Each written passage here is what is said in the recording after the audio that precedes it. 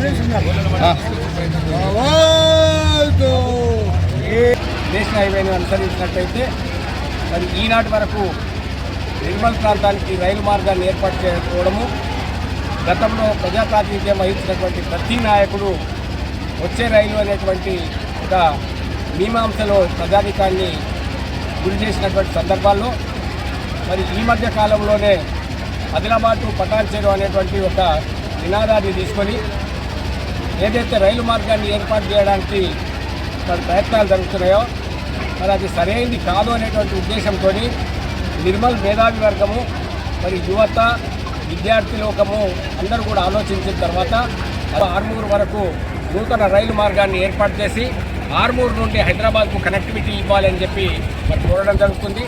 రైలు కావాలనేటువంటి నినాదంతో ఇంకో 10 నిమిషాలలో భారీ ర్యాలీని యావత్తు నిర్మల్ పట్టణంలో మరి ర్యాలీ రూపంలో మరి ప్రజలకు తెలిసే విధంగా, ప్రజలు సోయికొచ్చే విధంగా ఈ కార్యక్రమాన్ని నిర్వర్తిస్తున్నాం. కాబట్టి మరి అందరూ సహకరించాలని చెప్పి వ్యాపారస్తులు కానీ, విద్యార్థులు కానీ, మేధావులు కానీ, ఉద్యోగ ఉపాధ్యాయ కార్మిక పెన్షనర్లు కానీ యావత్తు విద్యావంతులైనటువంటి ముఖ్యంగా అయితే మేము ఏ రాజకీయ పక్షాలకు చెందిన వాళ్ళం కాము. మరి అన్ని రాజకీయ పక్షాల నాయకులతో మనవి చేస్తూ ఉన్నాము. మరి రాజకీయాలు ఉంటే మీ దగ్గర, మీ పార్టీల దగ్గర రాజకీయాలు చేసుకోండి, కానీ రైలు సాధించిన కొరకు మీరు ముందుకు రండి, మీతో మేము కలిసి వస్తాం.